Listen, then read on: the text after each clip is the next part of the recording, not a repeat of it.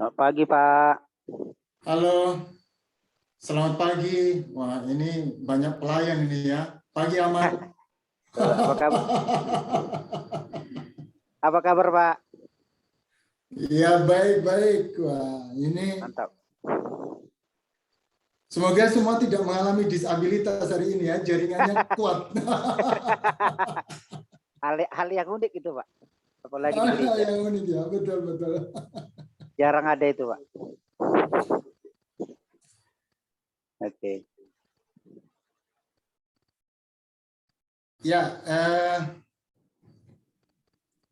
jadi teman-teman mahasiswa, Bapak Ibu sekalian, kita mulai kegiatan kita hari ini. Ya. Jadi perlu saya informasikan, jadi sebagaimana ini sebetulnya kuliah apa ya, kuliah biasa begitu, tetapi kemudian diperluas, ya,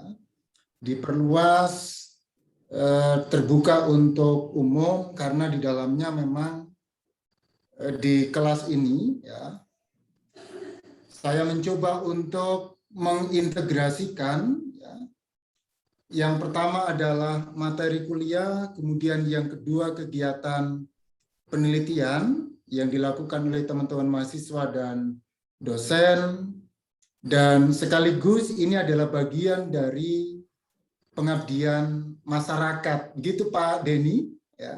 Dan juga Bapak Ibu sekalian yang datang dari luar Salatiga, ya, terima kasih untuk berkenan join dari beberapa universitas, fakultas teologi yang sudah berkenan.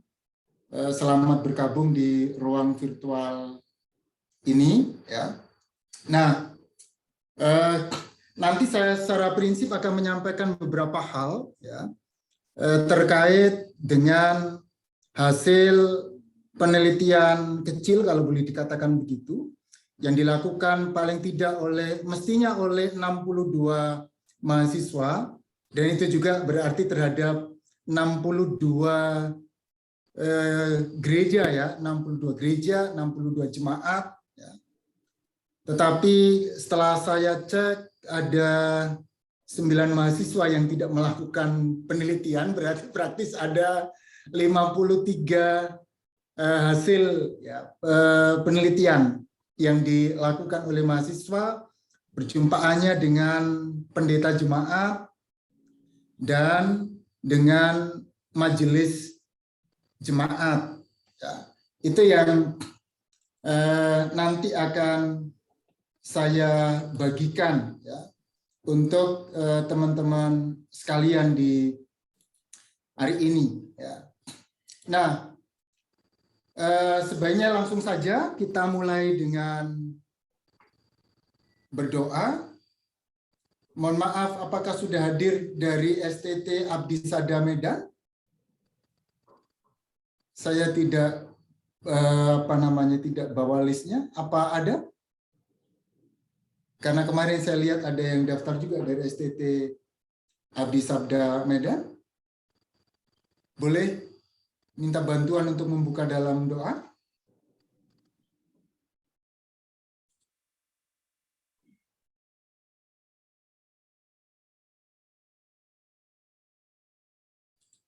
Oh, mungkin belum join mungkin, ya. Ya, Pak Denny Lasut dari Keraksaan, bisa minta tolong Pak Denny untuk membuka pertemuan kita dalam doa? Bisa Pak, bisa Pak. Bisa saya mulai Pak? Ya, silakan Pak Denny. Mari kita berdoa.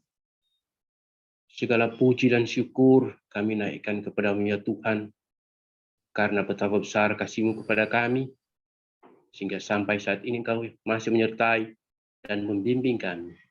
Tuhan, terima kasih Kau telah pertemukan kami, walaupun melalui media virtual ini. Apa yang akan kami kerjakan, apa yang akan kami pelajari, apa yang akan kami pergumulkan ya Tuhan, Kau berkati Engkau sertai terus kami, agar semata-mata ini ya Tuhan, untuk memuliakan nama-Mu. Tuhan, pertemuan virtual kami pada pagi hari ini, dari awal sampai akhir, hanya kami serahkan ke dalam tangan-Mu yang penuh kasih. Dalam nama Tuhan kami Yesus Kristus. Haleluya. Amin. Ya, terima kasih Pak Denny yang sudah membuka kelas kita dalam doa. Ya. Sebentar saya akan share screen ya.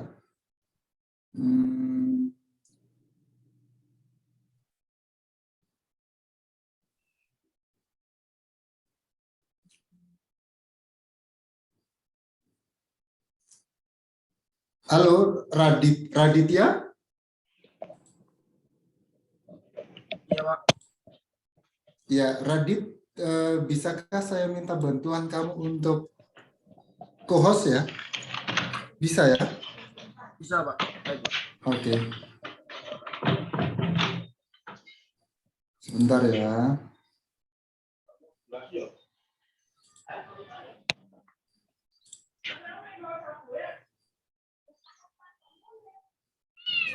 Nanti tolong di mode speaker begitu ya, Radit ya.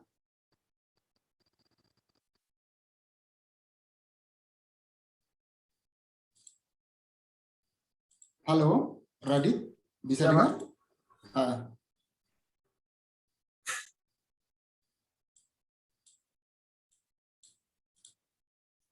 Ya, oke, saya akan share screen sebentar.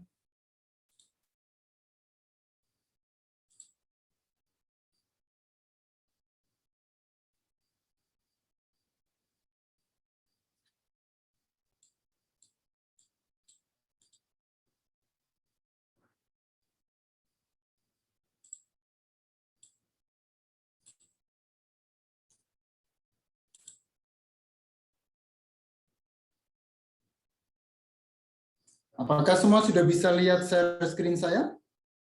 Sudah, Pak. Sudah, Pak. Sudah, Pak.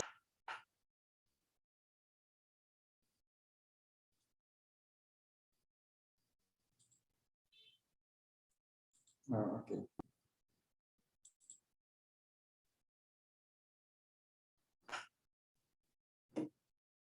Ya, Bapak Ibu sekalian serta teman-teman mahasiswa, ya.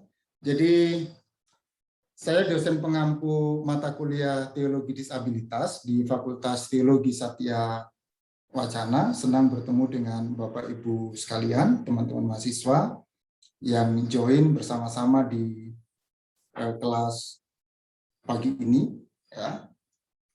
Dan boleh memperkenalkan diri untuk Bapak Ibu sekalian. Bapak Ibu boleh berkunjung ke channel YouTube saya, ya. Mulai semester ini saya akan coba untuk ada channel Immanuel Teguh Harisantoso, ya. Saya akan coba untuk memberikan perhatian begitu secara mingguan, akan rutin mengedukasi siapapun begitu ya, netizen atau jemaat ya, terkait dengan isu-isu disabilitas ya, bisa mampir di channel YouTube saya ya. Saya pendeta GKJW ya, yang ditugaskan untuk ambil bagian di tengah-tengah Fakultas Teologi UKSW di Salatiga ya. Ya, oke, jadi gereja dan disabilitas. Ya. Seperti tadi di pengantar saya sampaikan kepada Bapak Ibu dan mahasiswa sekalian, ya, bahwa kali ini saya akan menyampaikan satu topik, ya, diskusi tentang bagaimana pemahaman jemaat, ya, gereja, dan pasti kemudian para pejabat gerejanya dari beberapa penelitian yang dilakukan oleh kelas teologi disabilitas. Kita juga akan melihat bagaimana sikap gereja, ya, dan termasuk mestinya juga adalah nanti saya akan menyampaikan bagaimana harapan yang sebetulnya dirindukan ya, oleh para partisipan ini terkait isu-isu disabilitas. 62 peneliti mestinya yang ambil bagian, tetapi kemudian 9 orang tidak melakukan tugas sebagaimana mestinya, sehingga yang masuk ya, penelitian kecil ini ada 53 gereja. Ya. Ini tidak dengan artinya pendekatan teknik pengumpulan data yang dilakukan adalah ya, jadi teman-teman mahasiswa di mana mereka bergereja, apakah ketika mereka berpraktik begitu, ya, apakah mereka di Salatiga ataukah mereka yang ada di kampung atau mereka berada dimanapun begitu, mereka melakukan perbincangan dengan para pelayan yang ada di sana. Paling tidak ada 53 gereja, 18 sinode. Mungkin ini tidak representatif mewakili sinode-sinode yang ada, tetapi paling tidak bahwa saya mau mengatakan bahwa inilah gambar, ya, gambar dan sekaligus pergumulan gereja-gereja ya, yang diwakili oleh para pelayan terkait dengan isu-isu disabilitas. Ya. Para partisipan ini ya, ada Bapak Ibu sekalian bisa membaca, ada HKBP, GKJW, GKI, GKST, ada GKJ, bahkan ada juga ya, Gemit, Gemim, GPM. Ya, saya tidak sebutkan satu persatu dari gereja-gereja mainstream, plus ada juga dari GBI. Ya. Jadi luar biasa. Ya, terima kasih untuk teman-teman mahasiswa ya, yang sudah berkenan untuk mengerjakan tugas ini sedemikian rupa. Ya. Nah, yang pertama yang mau saya sampaikan untuk mengawali diskusi kita ya, terkait dengan isu gereja dan disabilitas.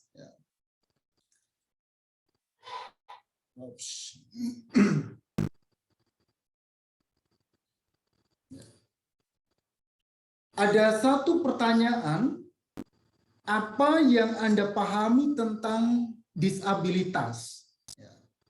Nah, ini pertanyaan disampaikan secara terbuka dan para partisipan, pendeta jemaat, kemudian ditambah dengan 5 anggota majelis jemaat, dan juga 1 perwakilan dari komisi yang ada di jemaat terkait dengan pelayanan-pelayanan di anak dan pemuda. Ya. Nah, ketika menjawab pertanyaan apa yang Anda pahami tentang disabilitas, ya, kita dapat menemukan jawaban yang sangat beragam. Ya. Yang pertama, mereka mengatakan disabilitas itu adalah orang dengan keterbatasan fisik, keterbatasan mental, keterbatasan intelektual. Yang pertama, ada juga yang mengatakan orang yang mengalami kecacatan, keterbatasan fisik, mental, intelektual, orang cacat, orang yang tidak normal, orang berkebutuhan khusus, orang yang mengalami keterbelakangan, termasuk juga adalah beberapa partisipan, kalau bisa katakan begitu, artinya beberapa gereja begitu ya, dalam kesimpulan dan analisa yang dibuat oleh mahasiswa dan kemudian saya mengkompilasinya, orang yang berpenyakitan, ya, jadi orang yang berpenyakitan yang kemudian menyebabkan ia tidak mampu lagi berinteraksi dengan lingkungannya. Apakah itu kemudian ya karena mengalami gangguan fungsi tubuhnya atau mungkin yang lain. Yang Berikutnya adalah orang yang mempunyai keterbatasan yang menghambat interaksi sosialnya. Ya. Ini berarti kemudian dikatakan bahwa ada keterbatasan atau ada yang menghambat interaksi sosialnya. Ya. Yang berikutnya, ini yang biasa disampaikan oleh gereja, ya. Jadi pribadi yang diberkati oleh Tuhan dengan anugerah yang berbeda. Ya. Dan kalau teman-teman baca bukunya Deborah Beth Kramer, ya, teman-teman akan menemukan di pengantar di sana disampaikan bahwa gereja biasanya bertindak semacam ini. Dia orang yang diberkati, ya, orang yang berkemampuan istimewa, gitu ya, orang yang mempunyai kelebihan, gitu. Pertanyaannya kemudian adalah bagaimana mungkin mereka dengan segala keberadaannya yang disable itu, mereka berada dalam posisi yang diberkati, gitu ya. Dan itu pula yang menjadi pergumulan berjumpaan disabilitas yang juga disampaikan oleh Sue Mark, ya, terkait dengan berjumpaan disabilitas dengan teks-teks kitab Ibrani. Nah, tidak saya tampilkan di slide ini, Bapak, Ibu, dan mahasiswa sekalian. Yang menarik adalah rupanya bahwa ada partisipan-partisipan yang kemudian tidak paham apa itu disabilitas. Jadi ketika ditanya apa yang Anda pahami tentang disabilitas, jawabannya apa itu disabilitas. Ya. Jadi apa itu disabilitas mereka tidak tahu.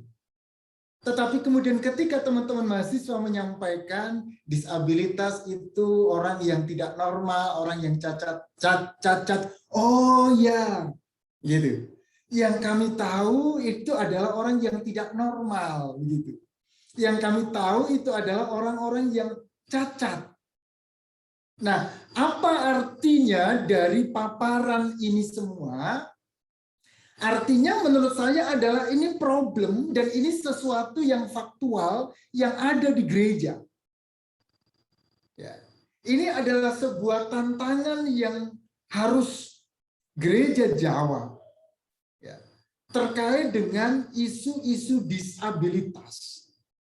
Apa itu disabilitas? Bagaimana gereja, para pelayannya, dan kemudian warganya itu memahami tentang apa itu disabilitas. Ya. Nah, secara teoritis, saya akan menyampaikan bahwa memang kemudian WHO mengatakan ya, disabilitas itu dikatakan ini adalah sebuah term yang bersifat universal begitu. Ya. Dikatakan bahwa ini adalah payung dari term yang menunjukkan kelemahan, ya, yang menunjukkan ketidakmampuan, termasuk adalah batasan aktivitas, ya, penolakan partisipasi misalnya, termasuk adalah perlakuan negatif dalam proses interaksi seseorang dalam konteks sosial itu menjadi faktor penghambat dalam perjumpaan itu. Ya. Jadi disabilitas ini sebuah term yang sangat kompleks, yang dinamis. Kenapa saya katakan dinamis? Karena bisa saja bahasanya Erving Goffman itu begini, bahwa seseorang yang mengalami disabilitas bisa saja dalam sebuah keluarga dia tidak dianggap disable. Ya. Misalnya orang gagap di satu keluarga itu paham bahwa dia gagap dan paham sekali apa yang dia bicarakan. Sehingga komunikasi dengan gagap itu mereka bisa. Tetapi bagaimana komunikasi dengan orang lain misalnya, itu sangat berbeda. Nah, lingkungan masyarakat menganggap ini disable, tetapi karena di interaksi dengan keluarganya tidak mengalami persoalan, maka dia tidak mengalami disable. Sehingga itu sebuah term yang sangat dinamis. Tetapi sekaligus adalah multidimensional, multisektoral.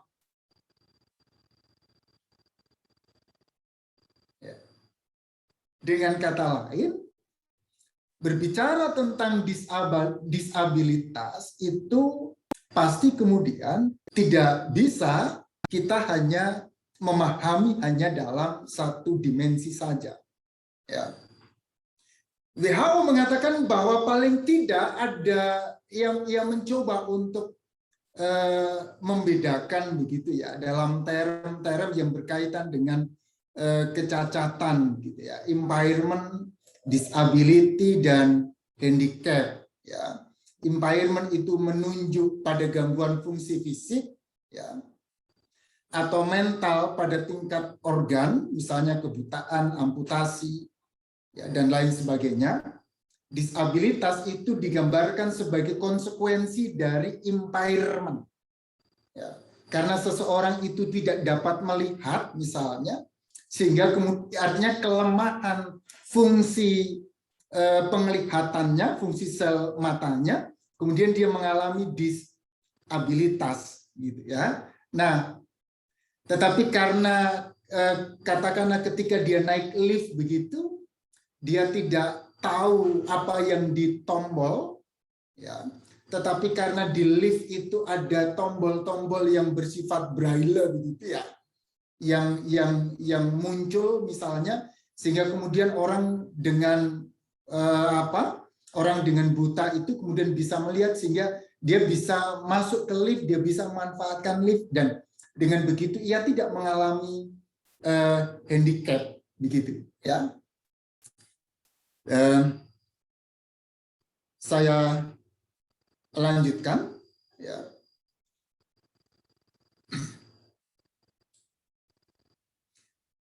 Kata disabilitas sendiri ya, itu sebetulnya adalah kata yang bersifat netral ya. Jadi kata disabilitas yang dipakai secara internasional ya, baik itu oleh WHO, kemudian diadopsi oleh Undang-Undang Nomor 8 Tahun 2016 ya, karena Indonesia telah meratifikasi terkait dengan konvensi ya, orang-orang dengan disabilitas itu ya. Jadi pada prinsipnya disabilitas bersifat netral ya. Ia berbeda dengan istilah lain yang memiliki kecenderungan ya.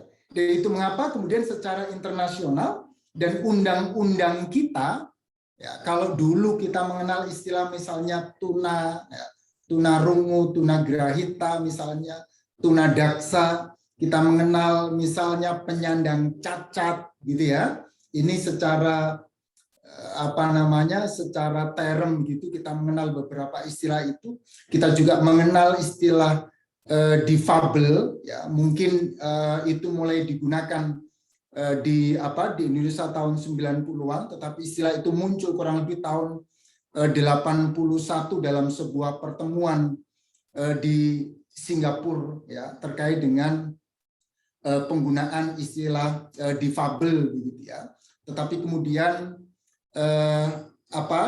secara praktik ya, ketika saya berjumpa dengan teman-teman yang mengalami disabilitas, mereka lebih suka menyebut dirinya sebagai difabel begitu ya, dengan istilah difabilitas begitu, jika dibandingkan dengan disabilitas ya. Tetapi saya akan menggunakan istilah ini dengan istilah disabilitas karena memang kemudian istilah ini yang secara formal ya digunakan ya. Nah, bagaimana Mark ya, dalam bukunya Disability in Jewish Law, dia menyampaikan seperti ini ya. bahwa pada prinsipnya manusia itu mengalami kecacatan secara konstitutif. Ya. Jadi dia melihat ya, manusia itu diperhadapkan dalam sebuah keabadian. Ya. Karena pada prinsipnya kehidupan manusia itu secara religius ia mengharap pada tertuju pada sebuah kehidupan yang kekal begitu. Nah, justru dalam situasi yang seperti itulah sebetulnya manusia itu secara konstitusi sejak awal memang ia berada dalam ketidaksempurnaan. Ya. Jadi memang sejak awal manusia ini dihantui oleh kelemahan fisik. Ya. Satu waktu dia bisa tidak dapat berjalan, satu waktu pandangannya bisa berkurang, satu waktu dia bisa tidak bergerak karena sakit penyakit misalnya, dan jauh yang lebih parah dari itu semua, satu waktu ia bisa meninggal. Dan itu berarti memang manusia tidak mengalami kesempurnaan. Ya, dalam konstruksi imam, ya, bahwa kemudian ya manusia tidak sempurna. Ya, itu ketika kemudian Mark melihat disabilitas dalam hukum-hukum Yahudi. Ya. Deborah Beth Kramer dalam buku Disability and Christian Theology, dia katakan hampir serupa dengan apa yang disampaikan oleh Mark Shea, ya, bahwa manusia itu pada prinsipnya ia mengalami apa yang ia sebut dengan open minority. Ya, apa itu? Saat ini kita bisa sehat, ya, tapi mungkin besok satu waktu kita mengalami penuaan, penurunan fungsi organ tubuh, ya, penurunan gerak, gitu, ya, penurunan daya pikir misalnya, ya, kita akan mengalami ketuaan misalnya, dan artinya apa? Manusia pada prinsipnya ia akan mengalami disabilitas, ya, artinya ketika kita berbicara tentang able dan disable, Kramer mengatakan mestinya bukan persoalan kita berbicara tentang siapa yang able, siapa yang disable, tidak.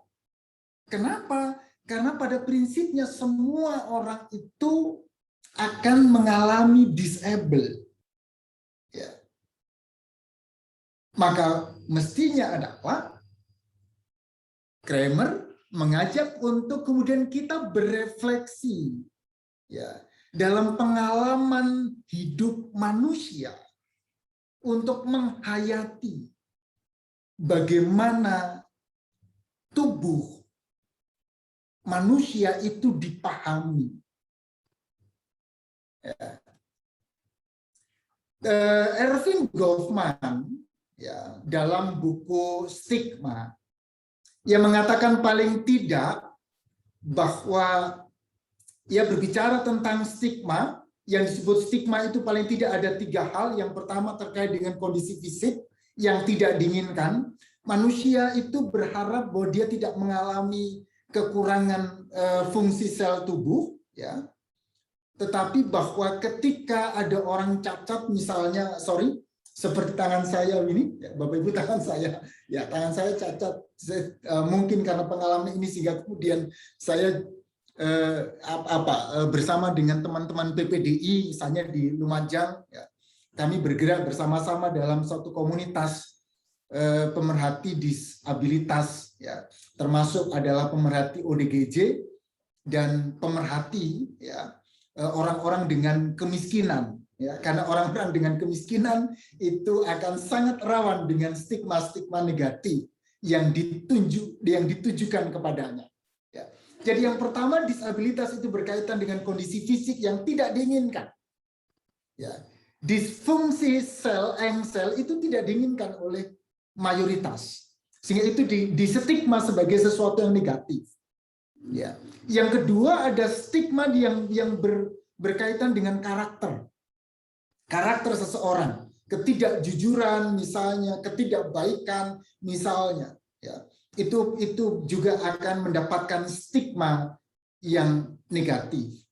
Termasuk stigma ketika saya berjumpa dengan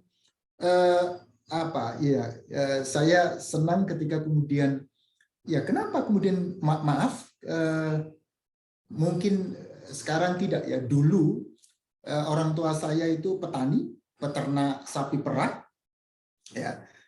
Di tempat saya dulu itu ada semacam ternak unggulan begitu, sehingga kami beberapa kali kedatangan, relatif sering ya, kedatangan orang bule begitu dari Australia, karena kebetulan sapi-sapi yang kami rawat itu berasal dari Australia, bantuan dari negara ya, dari KUD begitu.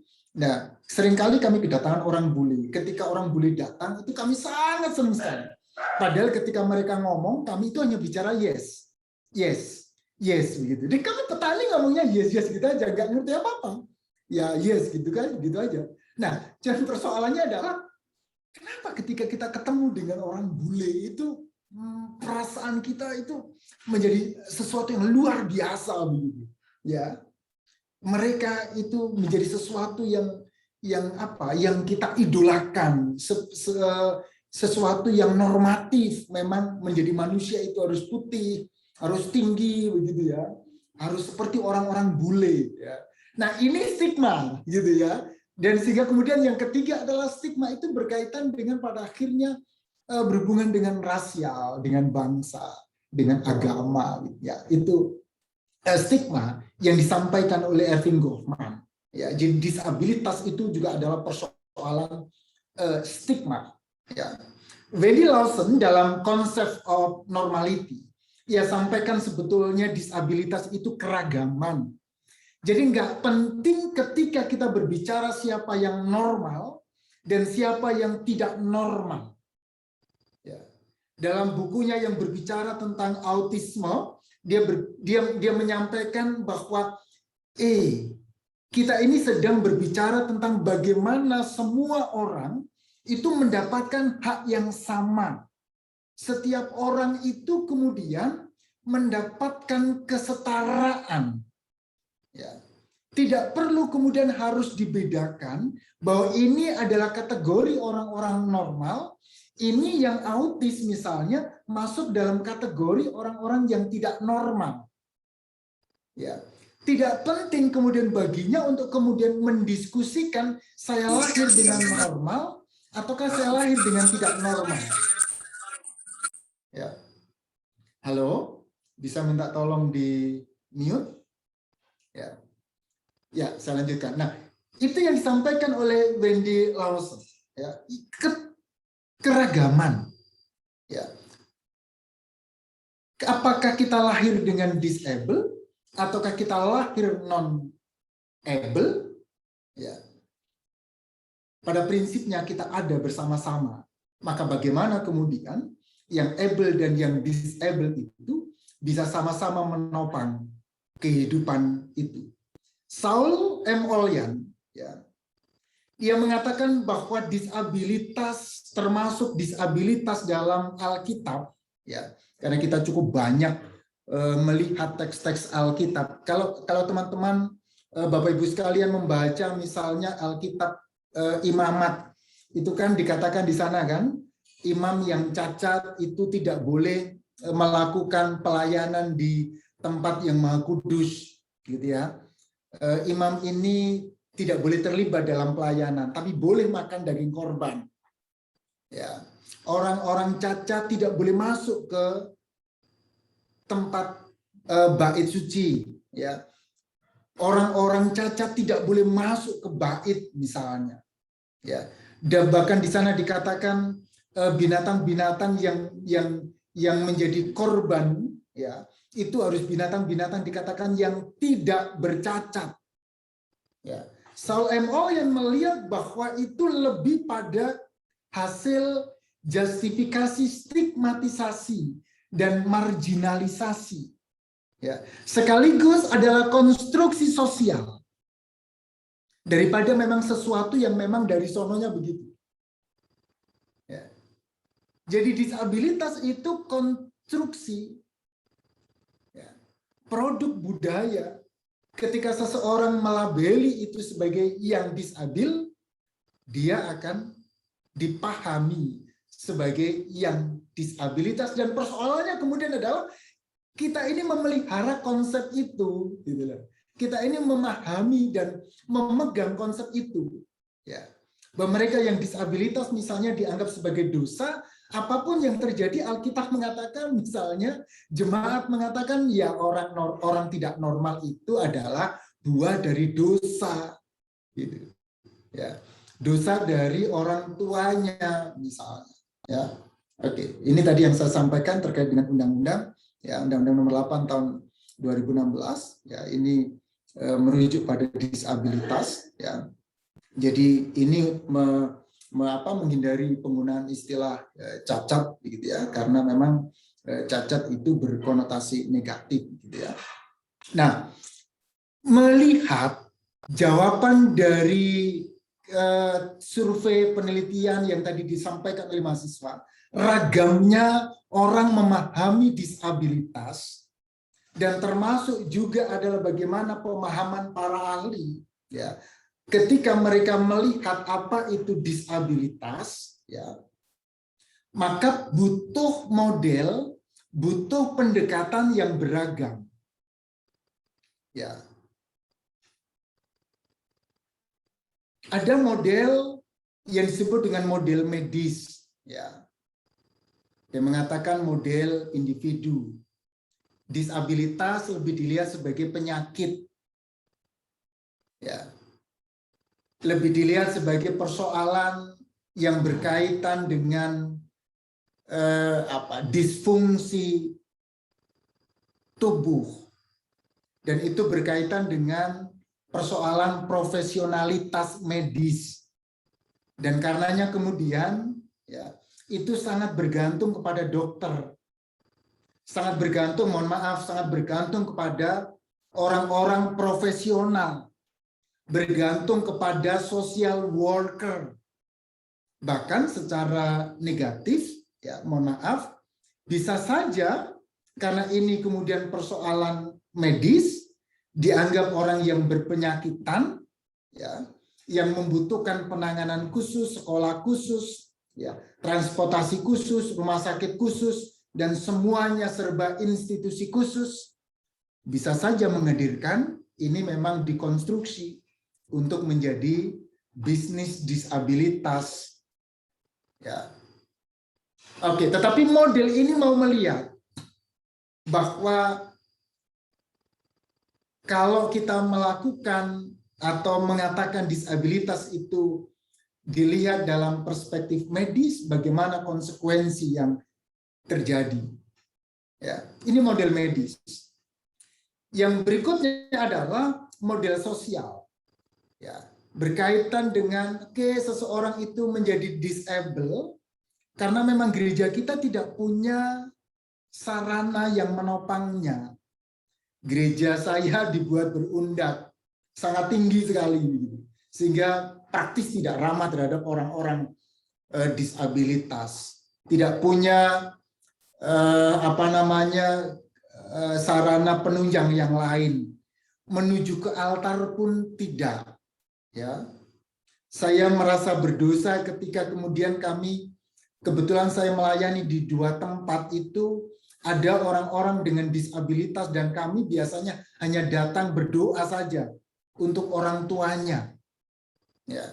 Anak-anak dengan disabilitas itu oleh warga jemaat juga dianggap sebagai yang sambil lalu saja, sehingga aksesnya itu tertutup. Ya.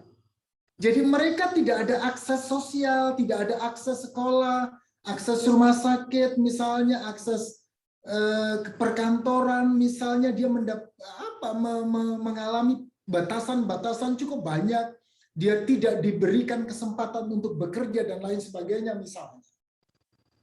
Ya. Bahkan, mohon maaf, saya punya satu teman yang sampai hari ini yang mengatakan punya warga jemaat karena dia gerejanya itu menganut paham baptis dewasa, ya, sampai dengan usia 50 tahun warga yang mengalami disabilitas mental ya, dan intelektual belum dibaptis. Saya bergurau kepadanya, ya memang syarat untuk masuk surga sekarang itu adalah sertifikat vaksin dan sertifikat baptis, saya bilang begitu. Jadi kalau dia tidak masuk surga, Pak Pendeta, ini ditanyai nanti sertifikat baptisnya. Ya. Mereka beranggapan bahwa orang-orang dengan kemampuan yang dengan kelemahan yang seperti itu tidak layak untuk menyatakan keyakinan imannya. Ya. Sampai hari ini, padahal dia sudah menjadi pendeta puluhan tahun, ya, dia mengatakan sampai hari ini belum dibaptis. Nah, itu persoalan kita. Meskipun sejak tahun 70-an, 80-an, tidak sedikit gereja-gereja yang sudah bergumul tentang persoalan-persoalan disabilitas. Ya. Model budaya itu adalah model perpaduan ini yang ketiga. Ya. Model perpaduan antara model medis dan model sosial. Artinya bahwa disabilitas itu bukan hanya persoalan pribadi, tetapi juga adalah persoalan sosial. Ya. Kalau kita menjawab hanya persoalan-persoalan pribadi, memberikan bantuan-bantuan terkait dengan kesembuhan, layanan-layanan, tetapi akses sosial tidak kita buka, maka orang-orang dengan disabilitas juga tetap mengalami kedisablean. Ya. Maka penting untuk dinyatakan dalam sebuah model yang baru, ya, model budaya. Ya. Ada berikutnya adalah model karitas. Ya. CBM memberikan tambahan, ya, Christian Blind Mission, ya, sebuah organisasi nirlaba yang bergerak memperhatikan orang-orang dengan disabilitas secara lintas negara. Ya. Ini yang biasa dilakukan oleh gereja hanya sebatas seperti ini. Ya. Memberikan layanan-layanan, menganggap mereka itu sebagai korban. Ya, mereka butuh pelayanan, ya, mereka butuh perhatian, mereka dalam kedukaannya, mereka orang-orang yang tragis, ya, mereka orang-orang yang mengalami persoalan-persoalan tertentu misalnya. Mereka membutuhkan gereja untuk hadir di situ, tapi gereja hanya sebatas mendoakan. Ya. Nah ini yang biasa dilakukan oleh gereja. Ya. Nah ada model yang berbasis hak asasi, ini sebetulnya adalah pengembangan dari model sosial, ya. Tetapi teman-teman dalam forum CBM yang melihat bahwa kehidupan masyarakat ini terus berkembang, ya, sehingga kemudian kita perlu melihat bahwa perlu juga memperhatikan, memperjuangkan secara konstitusional, begitu ya, secara konstitusional berpegang pada konvensi hak-hak orang-orang dengan disabilitas yang kemudian diratifikasi oleh negara-negara anggota PBB misalnya, ya, untuk kemudian diperjuangkan, ya, akses kebutuhan mereka secara sosial, ya, dimanapun peran mereka itu diharapkan. Ya. Nah model berbasis hak asasi manusia sehingga muncullah undang-undang. Ya. Kalau teman-teman memperhatikan perjalanan sejarah undang-undang kita, ya, perjalanan dari katakanlah dari istilah penyandang cacat menjadi penyandang disabilitas, ini berarti juga adalah sebuah perjalanan linier, ya. Ada semacam perkembangan penghayatan, pemahaman tentang orang-orang dengan disabilitas, ya. Nah, dan itu berarti selanjutnya adalah mengapa studi disabilitas dalam gereja itu penting, ya. Maka diskusi kita, gereja dan disabilitas itu adalah dua entitas yang tidak dapat dipisahkan. Ya. Olian mengajak kepada kita sekalian untuk melihat. Jadi studi disabilitas itu mengajak gereja untuk melihat kembali secara biblis. Ya. Jadi gereja yang mengacu kehidupannya itu pada persoalan-persoalan yang mendasarkan pada kehidupan Alkitabiah, bagaimana Alkitab melihat konsep-konsep disabilitas itu, Olian mengajak kita untuk kita datang kembali kepada basicnya, ya, back to nature, kembali kepada Alkitab misalnya, ya, untuk melihat, ya, mengingat diskusi disabilitas ini sebuah kecakupan yang sangat luas, maka perlu ya, untuk kemudian rekonstruksi ide-ide dalam Alkitab Ibrani itu. Ya. Apakah memang betul bahwa konstruksi terhadap disabilitas itu memang semacam itu, ataukah kemudian itu sangat kaya dengan nuansa stigmatis, ya, dengan nuansa yang melemahkan orang-orang dengan disabilitas misalnya. Nah, Olian mengajak kita ke sana. Rebecca Raphael pun dalam bukunya juga melakukan hal yang sama, ya.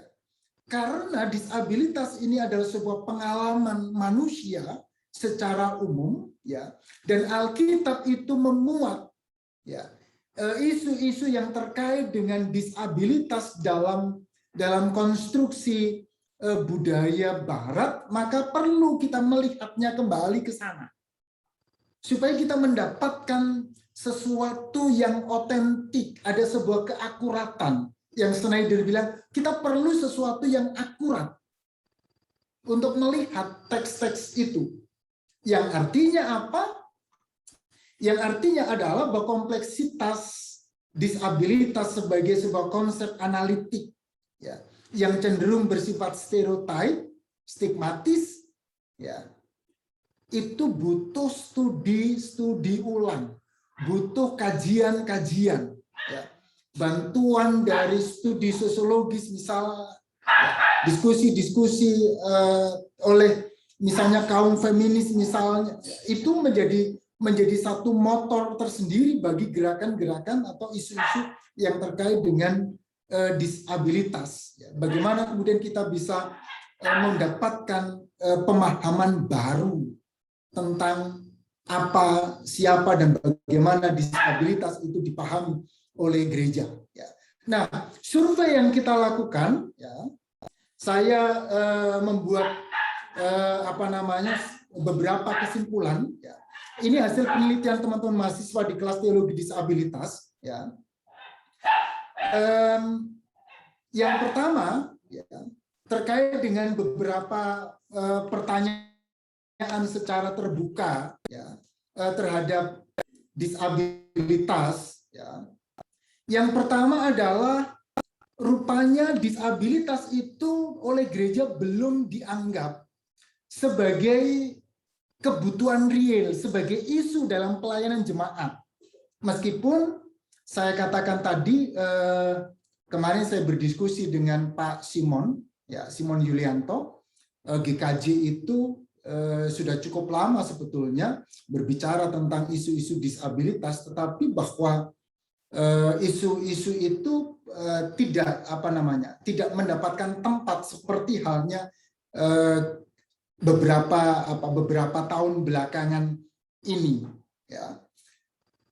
Sehingga ketika kita bertanya tentang apakah gereja memiliki satu konsepsi tentang apa itu disabilitas, semua partisipan 53 gereja mengatakan tidak memiliki pemahaman terkait disabilitas. Ya. Sehingga pemahaman yang mereka dapatkan dari partisipan itu sangat beragam, dan mereka lebih melihatnya disabilitas itu sebagai orang cacat, ya, secara stigmatis, orang tidak normal. Dan itu berarti gereja secara tidak langsung mengkonstruksi terus-menerus dan melanggengkan pemahaman ini. Ya, ini yang pertama. Ya. Jadi isu disabilitas bukan kebutuhan utama, atau katakanlah bukan sebuah kebutuhan yang disejajarkan dengan isu-isu yang lain. Ya. Nah, yang kedua, diskusi saya dengan beberapa teman, ya, dengan beberapa teman sinode untuk melengkapi hasil dari penelitian yang dilakukan oleh teman-teman mahasiswa, ya. Di tingkat jemaat dan di tingkat sinodal, Bapak Ibu di jemaat boleh cek, teman-teman mahasiswa boleh cek, ketika dewasa ini gereja mulai mengembangkan pelayanan berbasis data, ya, data potensial warga, kekayaan warga, pendidikan warga, gender warga itu dikompilasi sebagai sebuah kebutuhan pelayanan. Tapi adakah pertanyaan dengan orang-orang atau warga jemaat yang membutuhkan pelayanan terkait dengan isu disabilitas? Tidak punya data tentang itu. Gereja tidak punya data berapa jumlah warga yang disable. Kalau dalam pengertian disable secara umum, misalnya lansia, mungkin ada. Meskipun dalam kategorisasi itu juga masih sangat kecil. Ya. Jadi kemudian saya mengatakan disabilitas dalam tanda petik tidak termasuk warga gereja.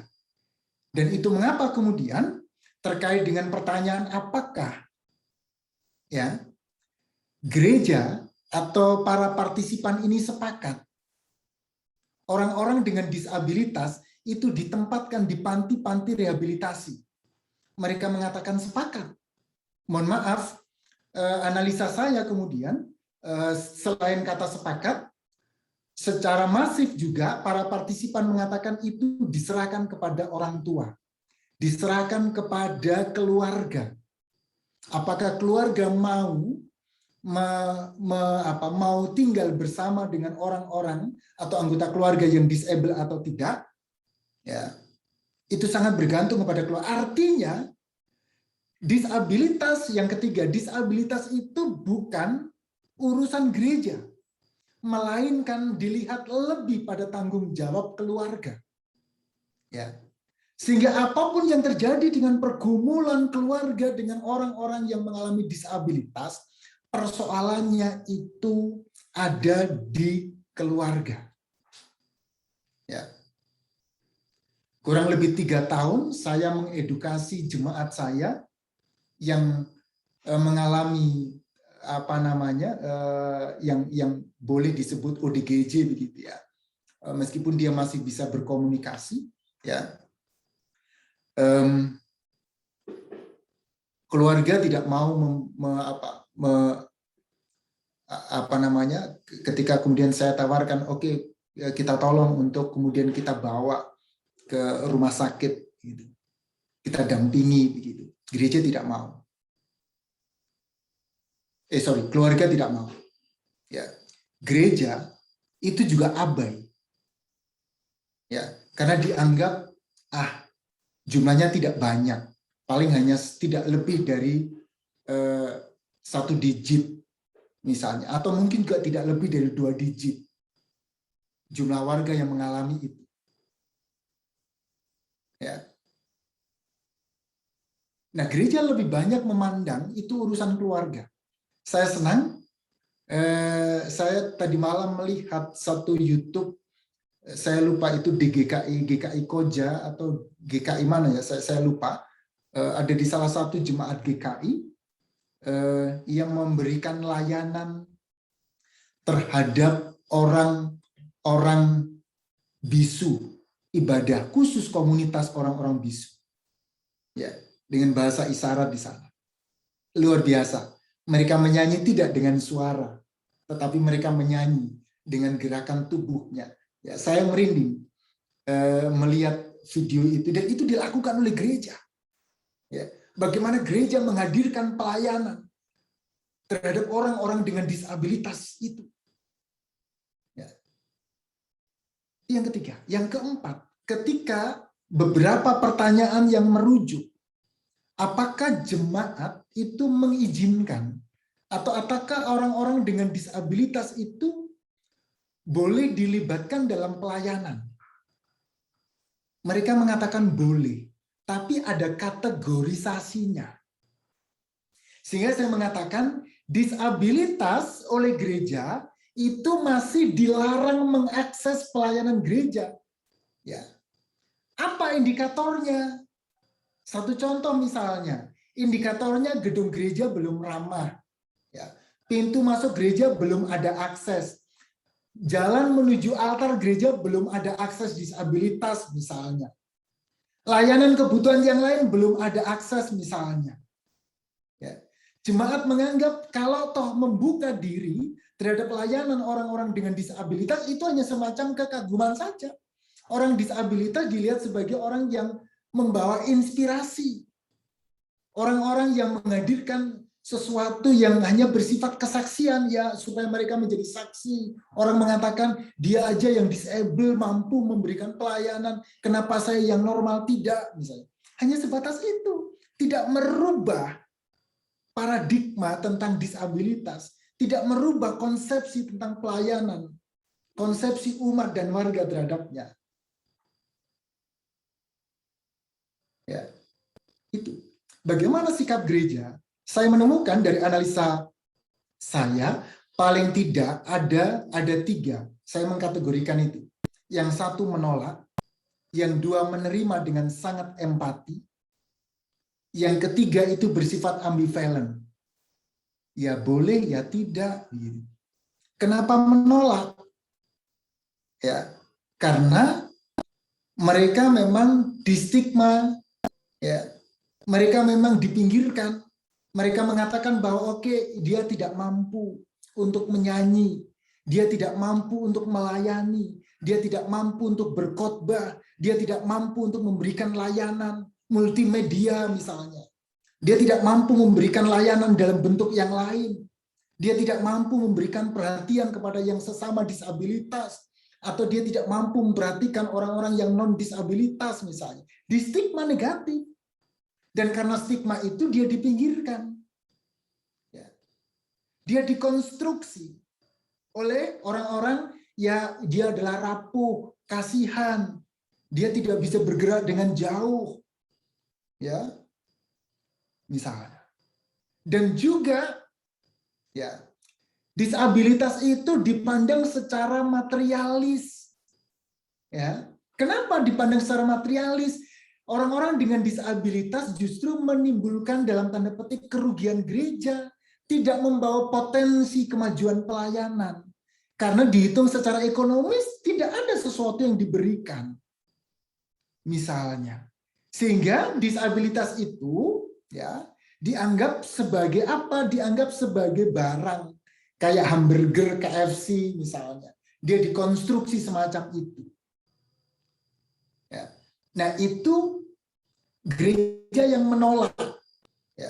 Gereja yang secara empati menerima itu ada juga, ya. Sebagai perwujudan oke deh, saya mengutip apa yang ada di kitab Yesaya itu, Yesaya mengatakan oke deh, orang-orang Kasim itu orang-orang yang dikebiri begitu ya, laki-laki yang dikebiri, yang terlibat dalam pelayanan di istana, itu kemudian secara genealogi dia tidak punya keturunan dan itu pasti akan dihapus namanya ya dalam dalam silsilah kehidupan umat Allah.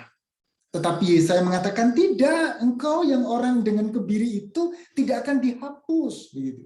Engkau itu sama dengan kami ya. Engkau sama karena kita ini satu jemaat Tuhan. Ya, kalau boleh saya mengatakan begitu ya.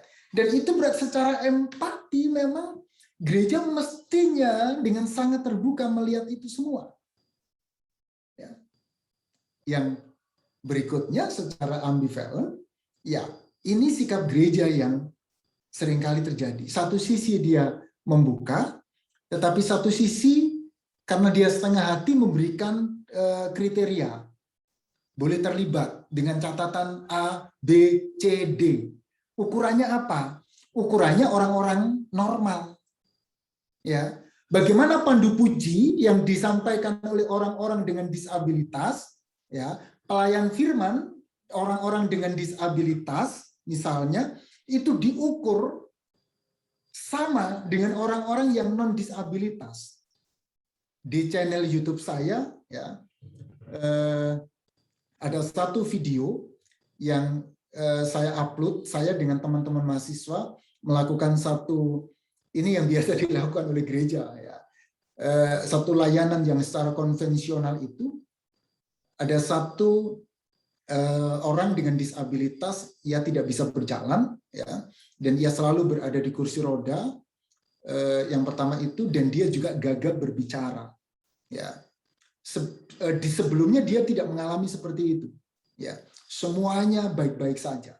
Tetapi yang saya senang adalah dia itu menjadi pelayan dalam kebaktian-kebaktian di komunitas itu, di jemaat itu. Jadi ketika dia dengan kursi roda begitu, ketika ada kebaktian di tempat lain, katakanlah di rumahnya si A begitu, dia dijemput. Dia dinaikkan motor atau mobil untuk hadir di situ dengan kursi rodanya, dengan suara gagapnya, dia melayani itu. Ya, cuman sayang waktu kami ke sana, kami tidak punya kesempatan untuk mengalami pengalaman yang seperti itu. Dia menyampaikan kesaksiannya, dia melayani dalam keterbatasan itu. Ya, nah itu luar biasa. Ya, orang lain menikmati pelayanannya. Tapi banyak gereja yang mengukur pelayanannya harus diukur dengan orang-orang yang normal. Nah, itu problem kita. Ya. Nah, dari penelitian yang dilakukan, ya, yang dilakukan teman-teman mahasiswa di kelas ini, ya, beberapa harapan, dan ini sekaligus mengclosing materi saya, adalah satu, harapan disabilitas terhadap gereja. Yang pertama, meneliti akar biblis disabilitas. Ya, bagaimana caranya? Mitchell dan Snyder, sebagaimana dalam kutipan oleh Raphael. Oke deh, ada beberapa tahap yang perlu kita lihat. Yang pertama, kita perlu lihat, kita perlu survei teks-teks Alkitab kita yang mencitrakan secara negatif. Misal, kenapa imam yang cacat tidak boleh melayani? Ya. Kenapa orang cacat tidak boleh masuk ke bait Allah? Ya. Ini kan stigmatis. Ya. Itu disurvei, ya, kritik-kritik yang menghadirkan citra negatif terhadap disabilitas ini coba diperiksa. Apakah ada kemungkinan konstruktif di situ? Ya. Itu fase yang pertama. Fase yang kedua, misalnya kita coba lihat deh. Kalau memang ada, itu perlu dikoreksi. Jangan-jangan teks ini tidak akurat. Ya. Kita lihat apa maksudnya teks itu diberikan. Apakah memang dia menstigma disabilitas, ataukah memang ini sebuah gambaran tentang tentang tubuh yang ideal misalnya, bukan konstruksi kesempurnaan, bukan bicara tentang tubuh yang sempurna, tidak juga, tetapi idealnya seperti itu, ya, idealnya itu menjadi seperti Tuhan yang sempurna adanya, tetapi manusia memang pada prinsipnya tidak ideal, misalnya, karena secara konstitutif katanya Mark yang memang mengalami disabilitas. Misalnya, maka kita perlu koreksi. Jangan-jangan memang kita tidak akurat membacanya. Atau sekaligus kita salah menangkap pesannya. Ya. Ada yang ketiga. Ya. Karena pertama, kedua kita melihat hal-hal yang negatif itu, mungkinkah kemudian kita mencoba untuk merekonstruksi? Ya. Kenapa kita rekonstruksi? Karena terkait dengan kritik kultural budaya, studi disabilitas ini misalnya, bahwa ini secara konstruktif dilakukan turun-menurun. Ya, ini kan berarti secara historisitas memang konstruksi. Maka memang mungkinkah kita menghadirkan historisme gaya baru untuk bisa melihat, ya, supaya kita menemukan pemahaman ulang, ya. Perlu merekonstruksi konsep, ya. Maka konsep normalitas dipahami dengan cara baru, konsep disabilitas dipahami juga dengan cara baru, dan itu ada historisme baru di situ. Bisa saja kita lihat, kita kritik, jangan-jangan ini secara ideologis teks ini ditentukan secara biografi, dia merujuk kepada tokoh-tokoh tertentu, ya. Dia merujuk kepada kanonikal tertentu, ya. Termasuk kita lihat apakah ada kemungkinan teks itu bersifat atau teks itu sangat dipengaruhi oleh unsur politik, ya. Maka Snyder mengatakan cek dulu deh akar biblisnya. Mungkin cara sederhana ini bisa menuntun kita untuk mengurai akar biblis apa yang maksud secara konseptual disabilitas itu. Ya. Yang kedua, ya, ketika ada pertanyaan harapan yang perlu gereja lakukan, ya, itu cukup banyak sekali mereka mengatakan karena rata partisipan mengatakan gereja tidak atau katakan belum. Dari 53 partisipan, hanya 1 gereja yang mengatakan pernah dilakukan pembinaan tentang disabilitas. Ya, hanya 1 gereja saja yang mengatakan. Itu berarti butuh edukasi tentang disabilitas dari sesuatu yang sederhana deh. Mungkin kita tidak lagi menggunakan istilah normal atau tidak normal. Ya.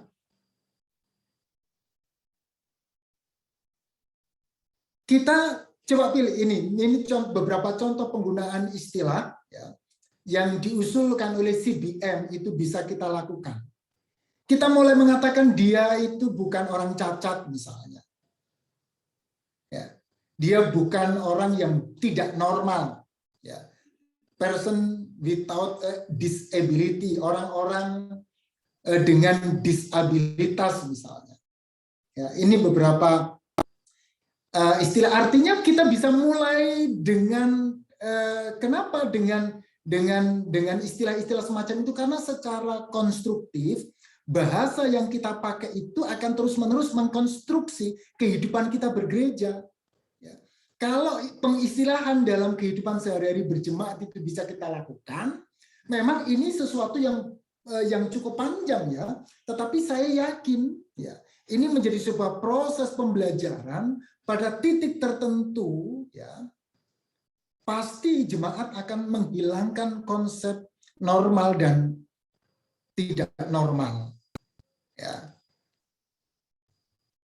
Itu. Yang ketiga, ya, adalah melibatkan disabilitas dalam panca tugas gereja.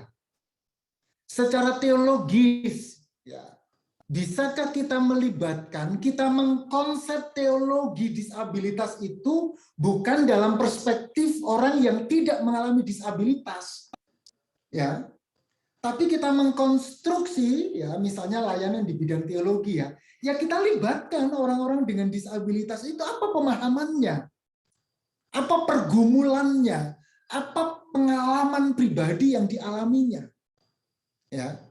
Sepanjang saya menjadi pendeta, karena tangan saya cacat ini, maaf, ketika saya naik motor, ada kegiatan studi pendeta, di hadapan teman-teman pendeta itu saya mesti dibully. Dia mesti mengatakan dengan menunjukkan gestur tubuh itu, mengatakan bahwa lu orang cacat. Gitu. Dan itu hampir dilakukan begitu. Ya, karena saya terbiasa dengan identitas yang seperti itu, maka identitas saya menjadi hybrid identity begitu. Ya, saya terima identitas saya memang identitas saya disable, tangan saya mengalami disfungsi engsel tubuh, ya, sehingga saya hidup dalam situasi yang baru ketika teman-teman saya sama pendeta mengkonstruksi itu. Bagi saya di awal mungkin gurauan, tetapi bisa saja ini konstruksi.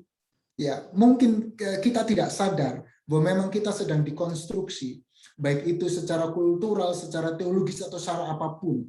Ya, termasuk bisakah kita melibatkan mereka di bidang layanan persekutuan? Tidak kita kategorisasikan disable atau non disable, ya.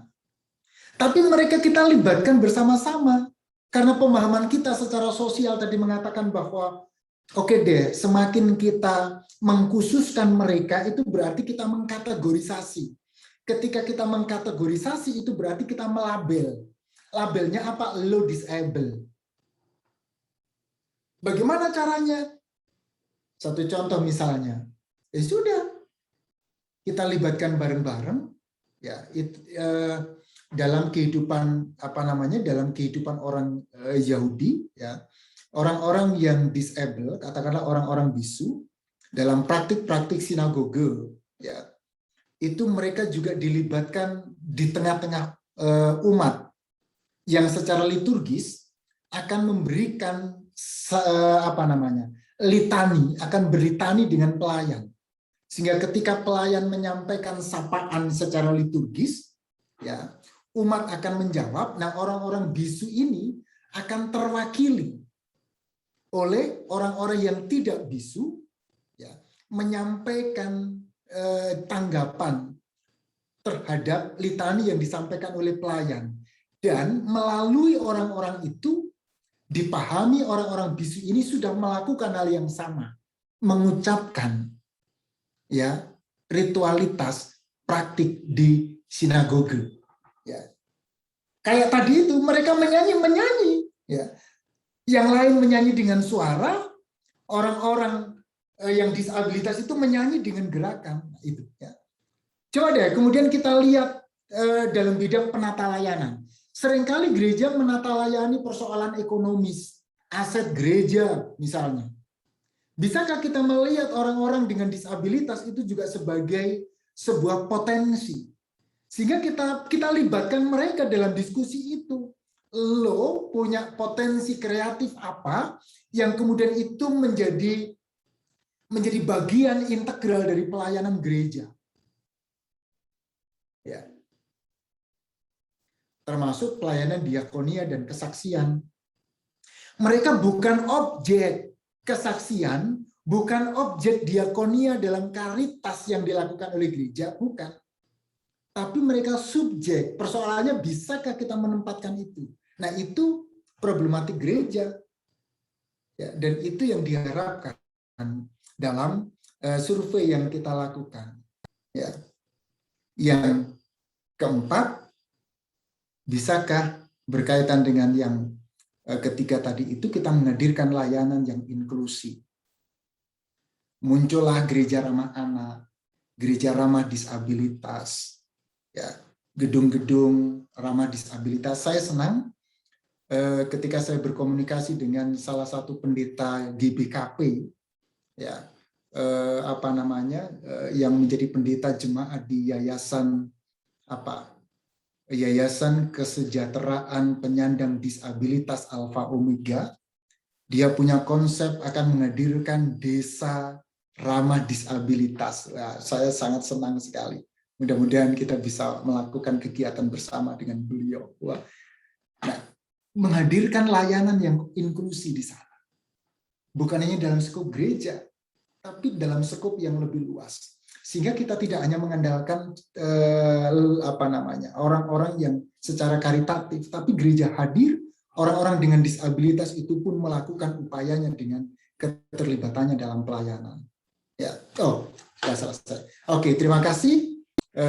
Ini hasil penelitian kecil yang dilakukan oleh 53 mahasiswa di kelas teologi disabilitas. Terima kasih teman-teman mahasiswa sudah melengkapi kekayaan dari kelas teologi disabilitas ini, ya, untuk berbagi dengan seluruh apakah itu dari teman-teman di pendidikan teologi di anggota Persetia ataukah juga para praktisi pelayan yang ada di gereja.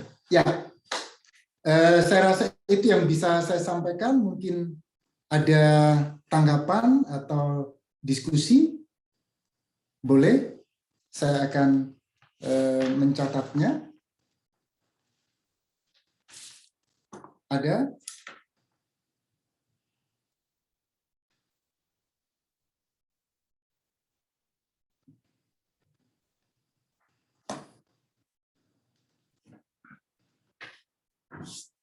Ya, sebentar ya. Oke, sebentar. Ada yang raise hand tadi.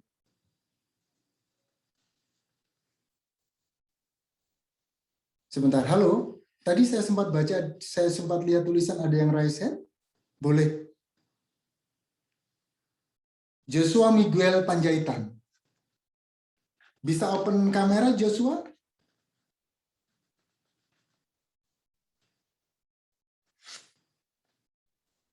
Halo?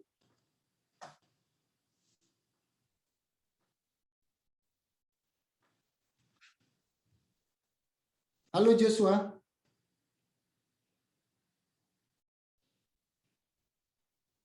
Oh, mic tidak bisa. Oh. Oke, Pak, ini kedengaran kah suara saya, Pak? Oke, terdengar. Aduh, background-nya jelek sekali. Oke, saya naikkan Oh, sedikit.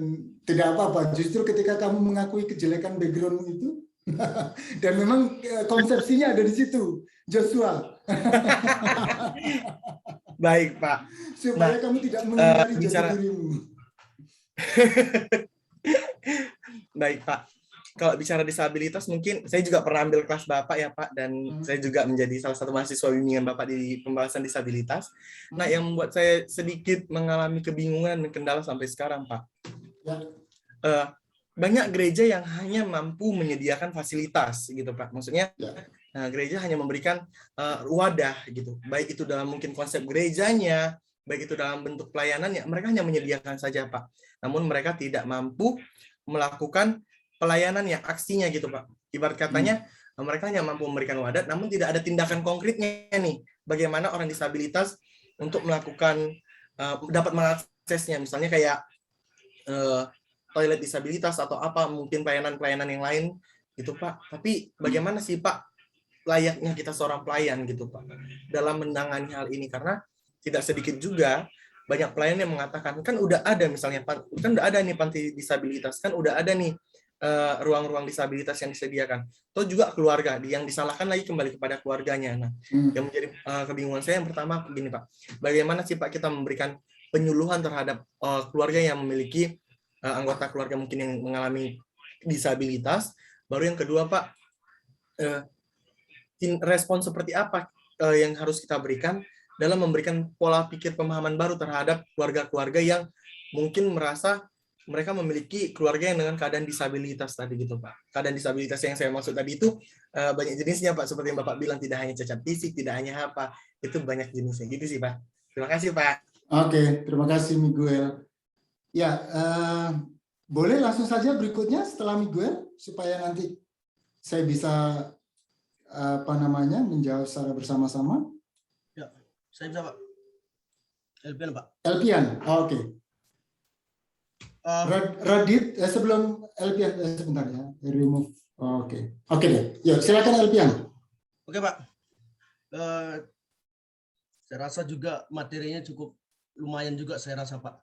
Ya, karena dalam literatur dan juga buku yang saya baca yang dituliskan oleh Pak Yusak, juga saya bisa menyimpulkan bahwa tentang cantik dan ganteng juga itu bisa dikategorikan sebagai dari disabilitas. Mengapa dengan demikian?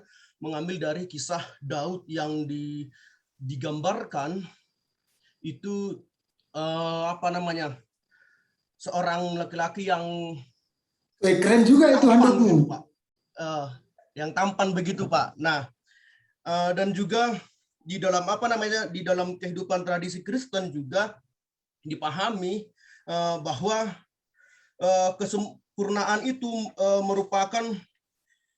kesempurnaan itu adalah keindahan. Dalam ukuran semacam ini tidak ada kesempurnaan dan keindahan dalam diri seseorang jika kesempurnaan itu dalam jiwa itu tidak merasa ada yang terganggu dengan demikian, Pak. Maka menjadi dalam pertanyaan saya, Pak, dari penelitian yang dilakukan yang Bapak sampaikan tadi dari 53 sinode itu 53 gereja. Iya, sorry Pak, maksudnya seperti itu, Pak. Sejauh mana, Pak, orang-orang yang mengalami disabilitas untuk menempatkan sistem SDM-nya, Pak, begitu, Pak. SDM-nya dalam artian orang-orang yang mengalami disabilitas, apakah sudah bisa ditetapkan gitu untuk bekerja begitu di tempat-tempat perusahaan gitu di luar dari instansi dari 53 gereja tersebut begitu, Pak. Terima kasih, Pak. Oke. Terima kasih Elpian. Selanjutnya boleh silakan setelah Elpian. Saya bisa, Pak. Saya, Pak. Endra. Yuk, makasih Pak.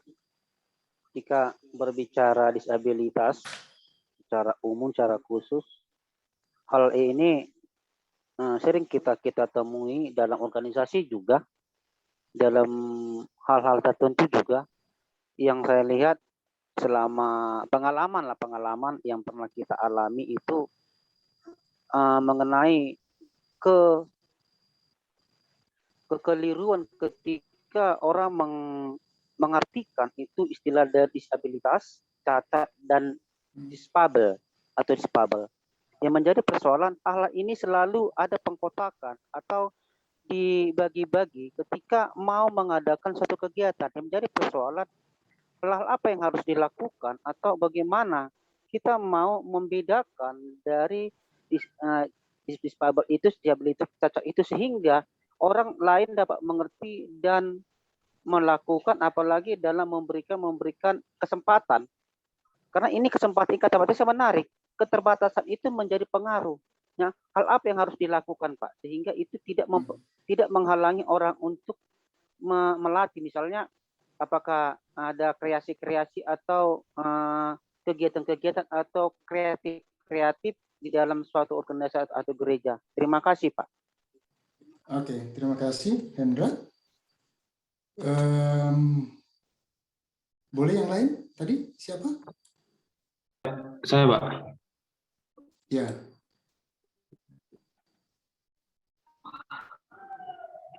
Iya. Oh.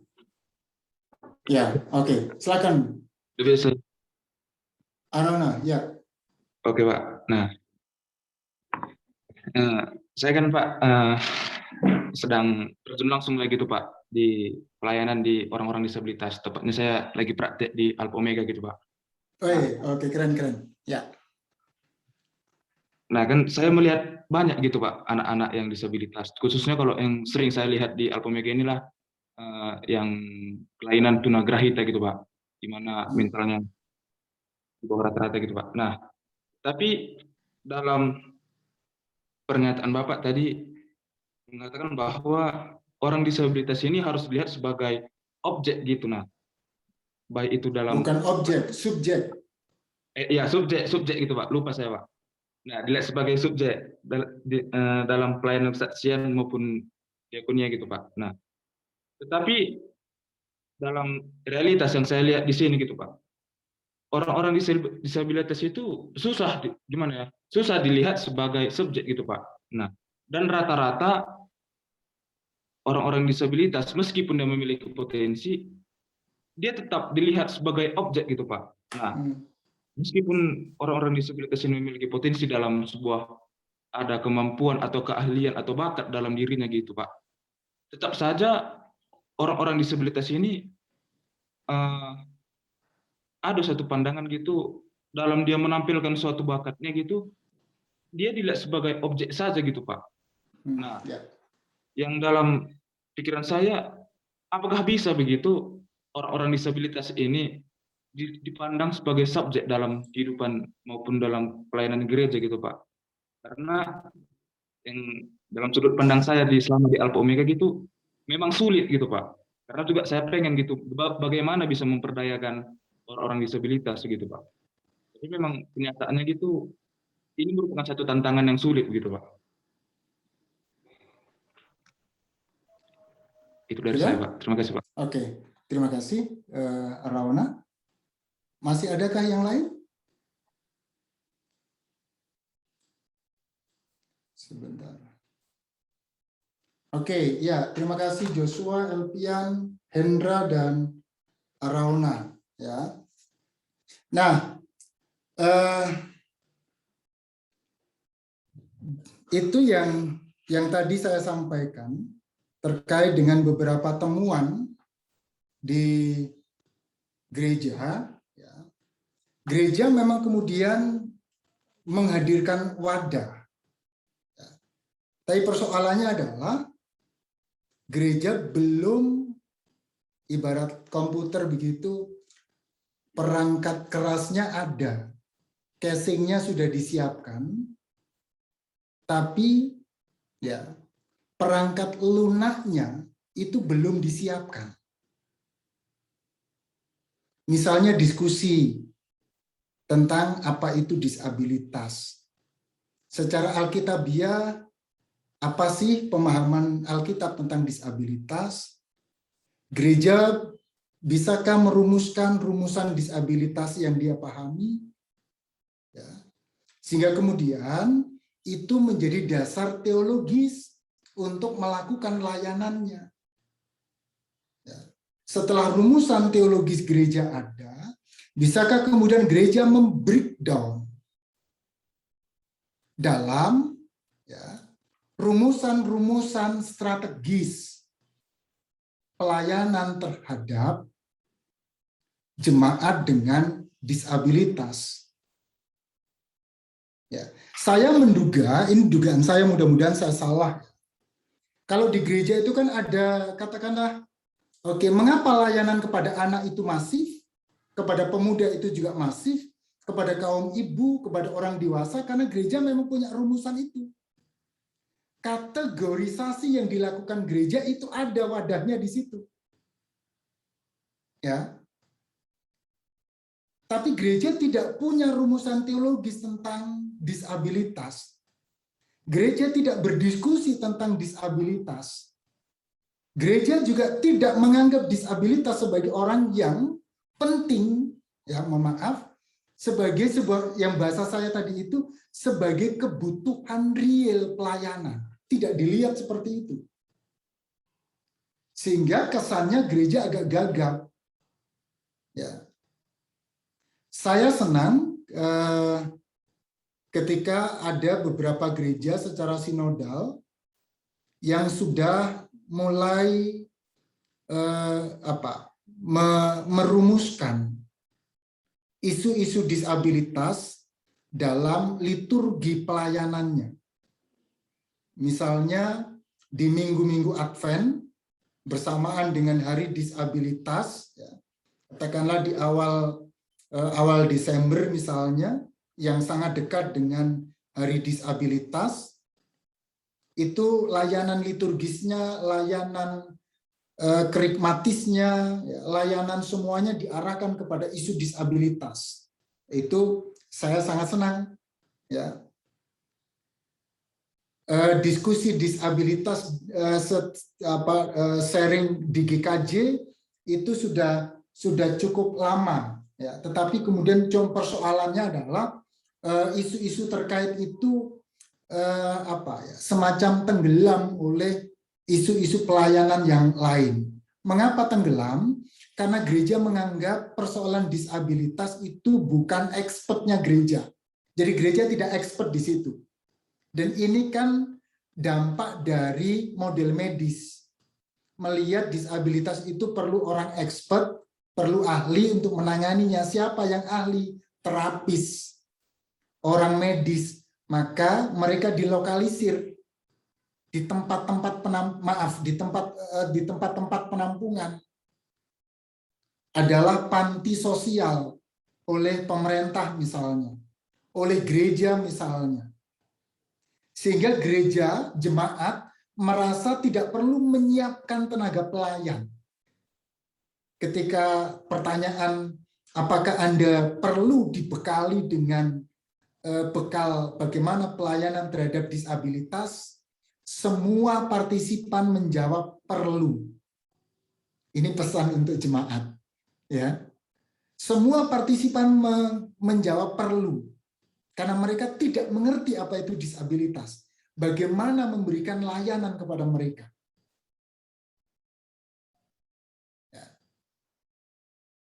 Nah, itu yang terjadi, itu yang mesti kita lakukan. Apa yang disampaikan oleh Elpian, ya tidak salah memang apa yang studi yang dilakukan oleh Raphael, ya, dalam Biblical Corpora, ya, satu seri tentang rumusan-rumusan teologis, ya, tentang disabilitas di situ. Ia mencatat memang bahwa disabilitas itu konstruksi. Ia sampaikan ini semacam konstruksi kaum imam. Begitu. Termasuk Olian sampaikan ini konstruksi kecantikan, konstruksi kecakapan, karena orang able itu adalah laki-laki. orang able itu orang yang cakap. Maka dalam konstruksi disabilitas, ya, dalam pemahaman David Dick, teman-teman akan, Bapak Ibu sekalian akan membaca misalnya Saul membunuh beribu-ribu orang, tapi Daud membunuh berlaksa-laksa orang. Ya. Ini menunjukkan bahwa orang yang tidak orang yang able atau orang-orang yang non disable itu dikategorikan sebagai orang yang cakap, orang yang cantik, orang yang putih kulitnya, gitu ya. Saya hitam itu berarti disable misalnya. Orang-orang yang orang-orang yang dalam perspektif secara umum orang melihat putih itu adalah cantik, maka yang tidak putih itu disable. Begitu, Elvian. Ya. Tetapi saya beberapa waktu yang lalu dalam rangka mempersiapkan ini, saya telepon ke beberapa teman.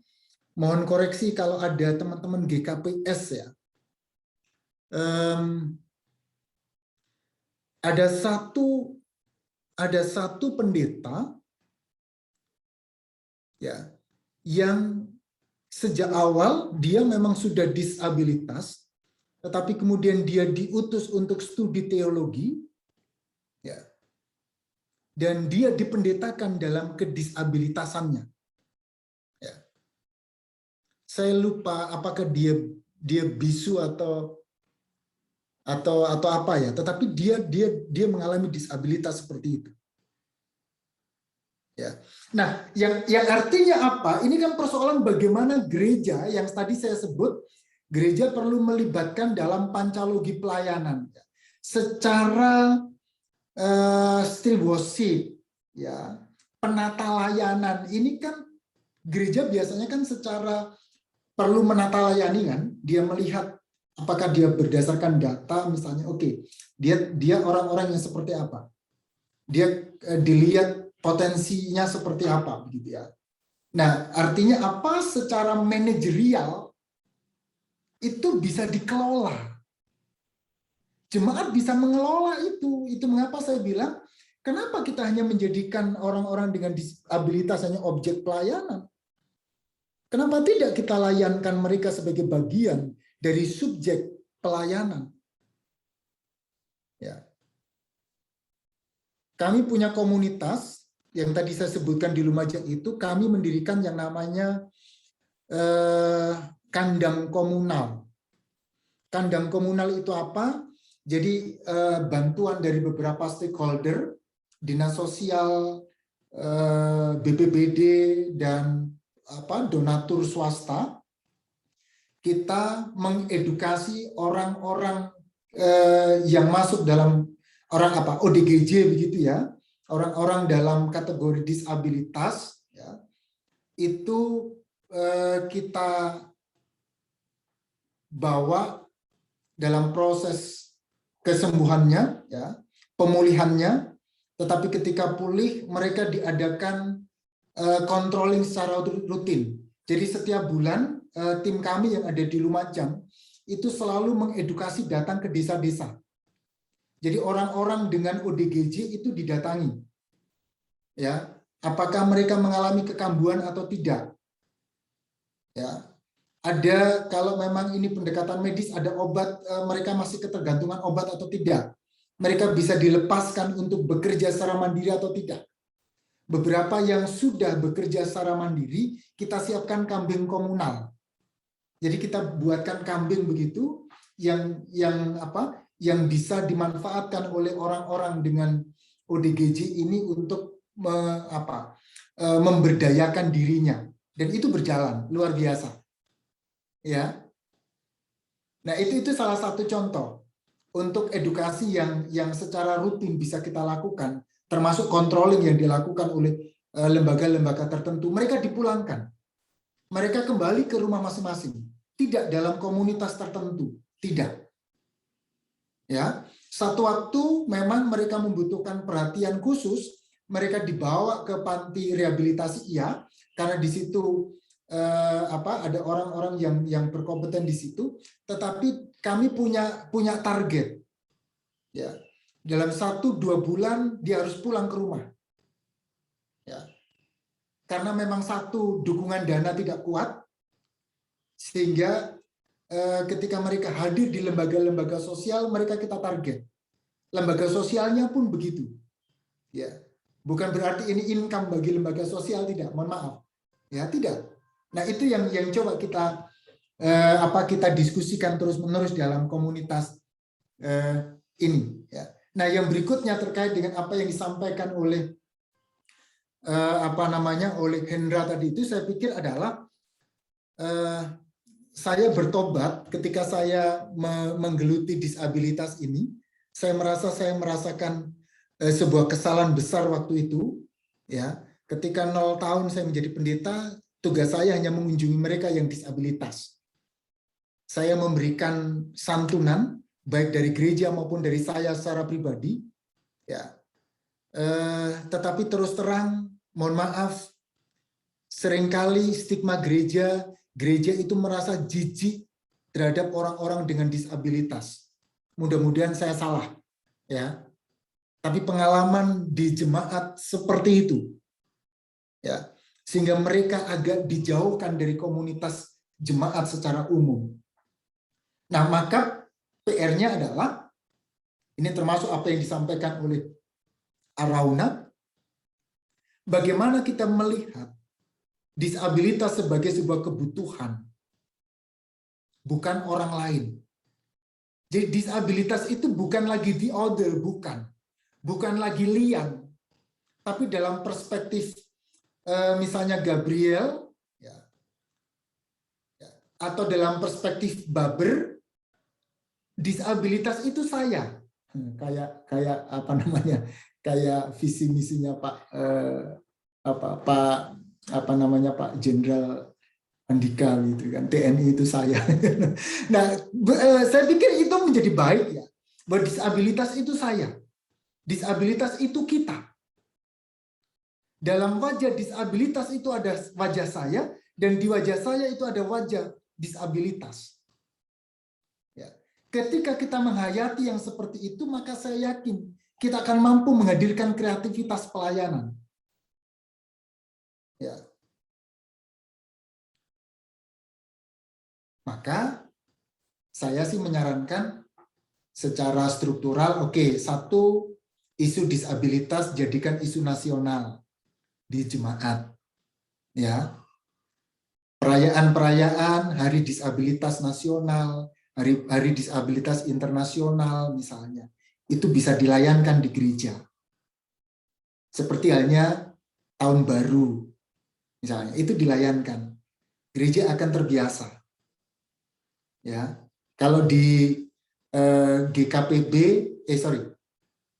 GBKP ya, betul ya, Arauna betul ya. Kalau di GKPB, Gereja Batak Karo, GBKP ya, itu ada hari penjemaatan yayasan, sehingga jemaat itu, gereja-gereja di seluruh sinode itu perasaannya punya tanggung jawab yang sama terhadap orang-orang dengan disabilitas.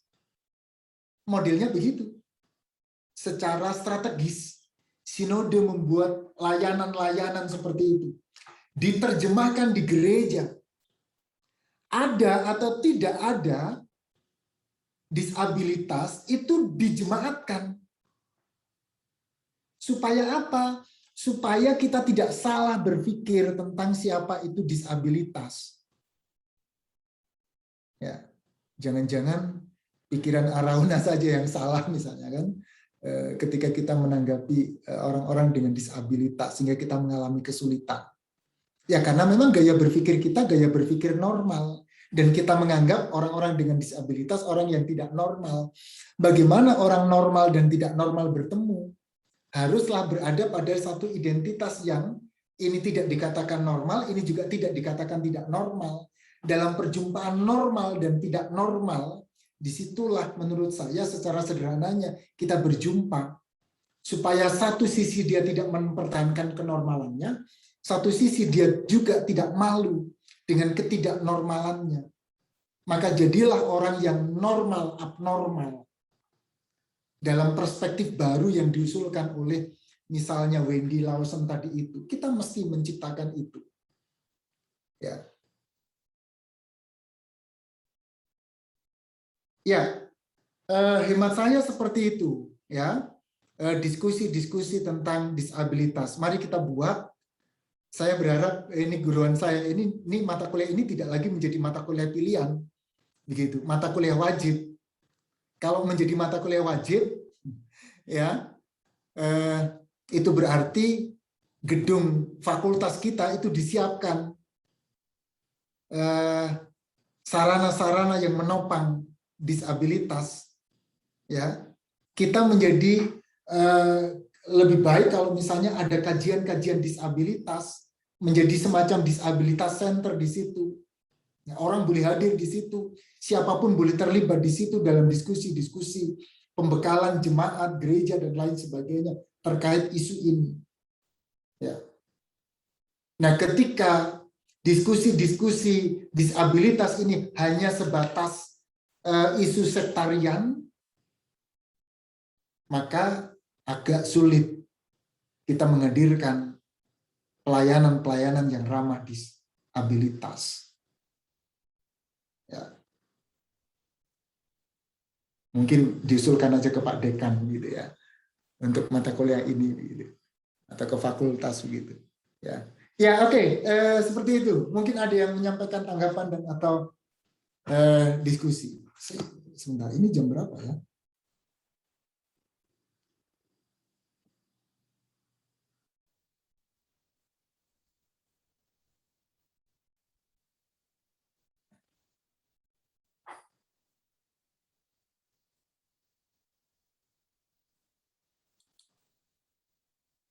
Oh, ya mungkin permintaan siapa teman-teman terkaitan dengan Stadium General, mungkin nanti kita bisa apa namanya, bisa foto bersama begitu ya. Nanti tolong diingatkan terkait dengan itu. Ya, ada yang lain yang mau menyampaikan tanggapan, Bapak Ibu dari luar fakultas, mungkin ada, silakan.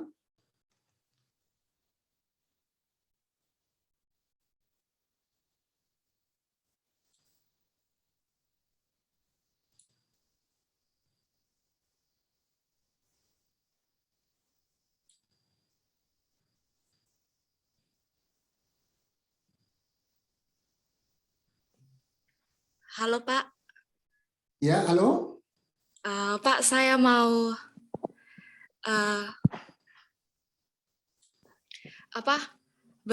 membahas sedikit tentang umum hari ini Pak, tentang gereja dan disabilitas. Ya, Risna, bisa Ya, silakan open cam Risna supaya saya tidak salah sangka begitu.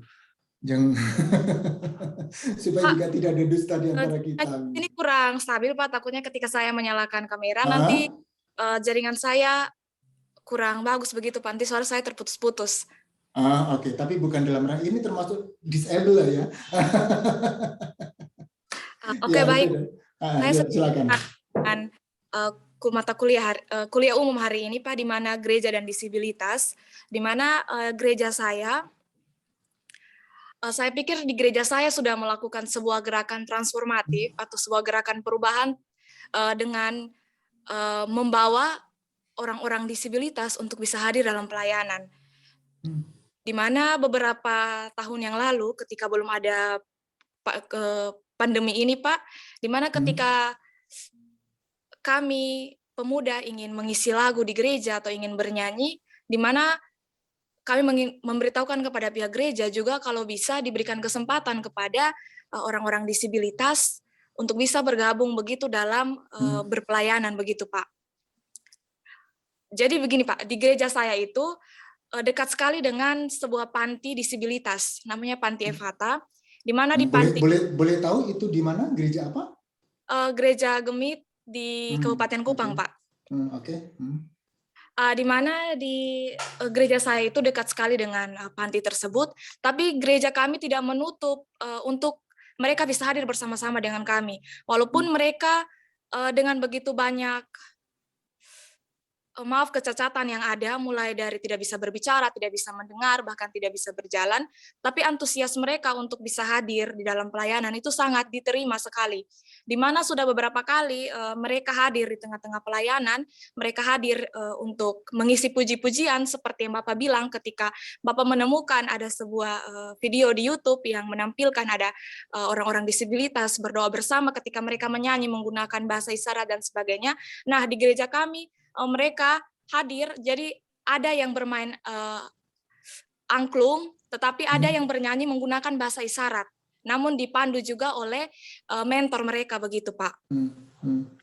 Selanjutnya juga di gereja saya, di mana di lantai 2 itu dikhususkan bagi mereka, begitu. Jadi ada akses untuk mereka bisa sampai ke lantai 2, dan di situ mereka tidak sendiri, tetapi mereka diberikan salah satu mentor dari majelis jemaat untuk bisa membantu mereka dalam memandu mereka untuk mendengarkan firman Tuhan. Jadi ketika pendeta berkhotbah, ada satu majelis yang bertugas untuk memperagakan atau memberitahukan mereka dalam bahasa isyarat itu, Pak.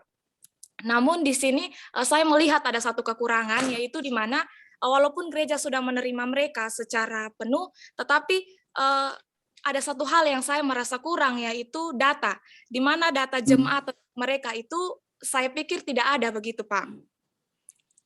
Jadi ketika mereka sudah dilibatkan, hanya satu kekurangan, yaitu bagaimana gereja kayaknya belum secara penuh, maksudnya di gereja saya belum secara penuh mendata mereka secara lengkap. Mungkin di sini gereja berpikir karena mereka anak-anak panti, sehingga pada tahun-tahun berikutnya mereka akan berganti orang, atau bagaimana saya tidak terlalu paham sampai ke arah situ, sehingga di sini saya melihat ada sesuatu yang kurang, yaitu datanya yang kurang. Dan juga bagaimana ketika mereka sudah diterima, pelayanan penuh untuk kayak ibadah khusus untuk mereka itu tidak ada, tetapi ketika mereka mau untuk berpelayanan di gereja, mereka diterima. Mungkin itu dari saya, Pak. Ya, terima kasih Risna, itu keren gitu ya. Ya emang keren gitu, saya senang ya. Jadi memang bagaimana ide-ide para teolog muda ini, Bapak Ibu sekalian ini, teman-teman mahasiswa, ini menghadirkan kreativitas pelayanan. Ya, kita bersyukur pandemi ini cukup banyak pengalaman, begitu, termasuk juga menghadirkan layanan-layanan terhadap orang-orang dengan disabilitas secara kreatif, begitu ya. Nah, itu yang luar biasa. Dan juga ketika salah satu jemaat mempersiapkan tenaga potensial pelayan-pelayannya yang bisa memfasilitasi perjumpaannya dengan orang-orang dengan disabilitas, nah saya pikir itu yang memang gereja perlu mulai lakukan. Nah, saya pikir kalau isu disabilitas itu tidak dibicarakan, diskusi itu tidak dilakukan, mungkin gereja tidak akan melihat itu sebagai bagian dari pelayanannya. Ya. Nah, pendeta saya pikir itu punya peran sentral, majelis punya peran sentral. Di era pandemi, mahasiswa juga punya peran sentral. Ya, ketika mahasiswa hadir di jemaat itu, mahasiswa memberikan stimulus. Mahasiswa kemudian membuka kemungkinan-kemungkinan diskusi untuk itu. Ya, apa yang kemudian bisa dilayankan bersama-sama. Supaya kita bisa menghadirkan gereja yang memang betul-betul melihat ya, disabilitas itu dalam sebuah sudut pandang yang sangat kompleks. Bukan hanya dalam satu sisi model tertentu, tidak. Karena kita ingin menghadirkan spiritnya adalah bagaimana kita bersama-sama sebagai gereja, bersama-sama sebagai manusia itu, kita bisa menerima mereka, yang tadi saya katakan bukan sebagai the other, tetapi secara integral mereka bagian dari kehidupan kita. Kita lahir, ya, apakah itu sejak lahir kita mengalami disabilitas, ataukah kemudian ketika di usia-usia tertentu kita mengalami disabilitas, itu bukan persoalan yang patut untuk dipertentangkan. Karena memang kita hadir dalam keragaman yang seperti ini. Ya, Oke, terima kasih untuk semuanya. Kalau kita punya waktu 10 menit lagi untuk Stadium General kali ini sesuai dengan SKS. Apakah sepakat begitu ya? Karena memang ini 2 jam ya. Jam 8 sampai dengan jam 10, sekarang pukul 9.52.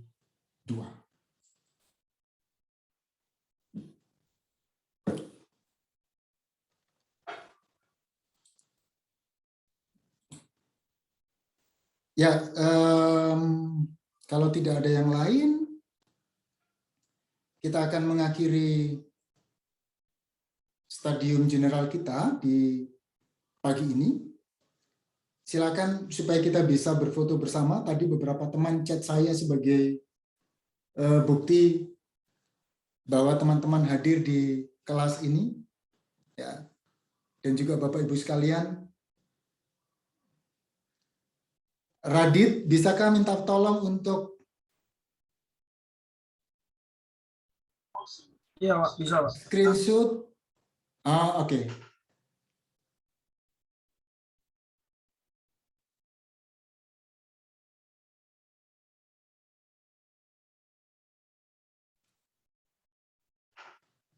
Silakan teman-teman yang belum open kamera.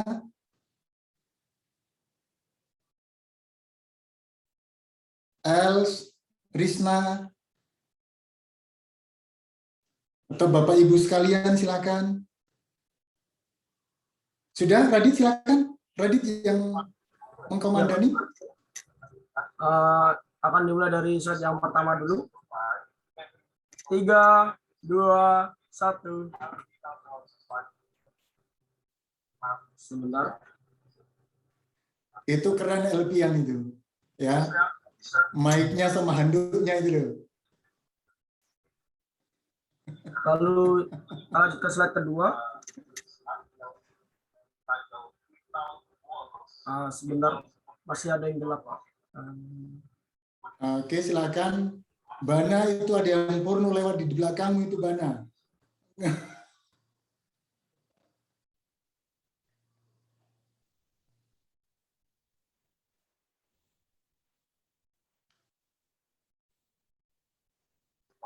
Ya, slide kedua. 3, 2, 1.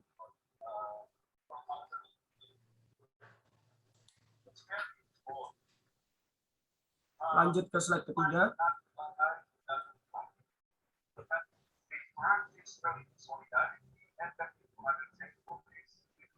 Ya.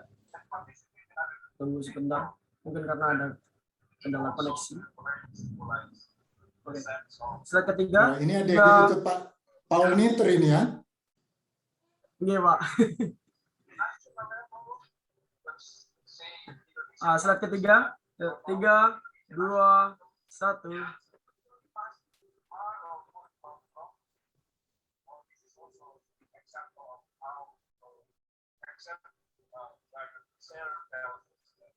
Lanjut ke slide keempat.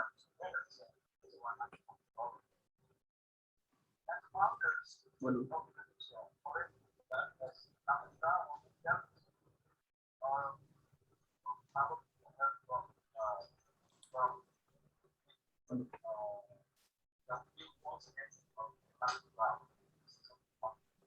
Slide keempat. 3, 2, 1.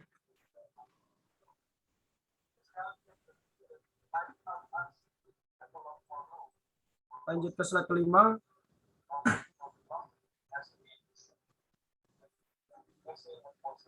Tiga, 2, 1.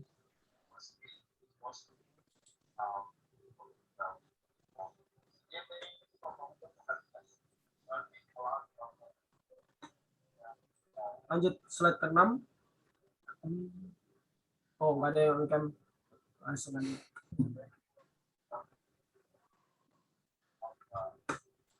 Slide ke-7.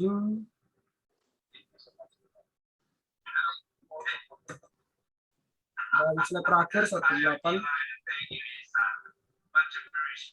Oke, sudah, Pak. Terima kasih, Pak. Iya. Oke. Terima kasih semuanya. Terima kasih teman-teman mahasiswa. Terima kasih Bapak Ibu. Nah, kita akan menutup dalam doa dulu ya. Terima kasih Bapak Ibu sekalian yang sudah join bersama-sama dengan kami di Teologi Disabilitas. Ya. Mudah-mudahan kita bisa melakukan hal yang sama ya, dengan penelitian-penelitian kecil yang nanti akan bisa kita wujudkan di pengabdian masyarakat bersama-sama semacam ini. Kita akan berdoa mengakhiri pertemuan kita. Doa akan saya bawakan. Mari kita berdoa.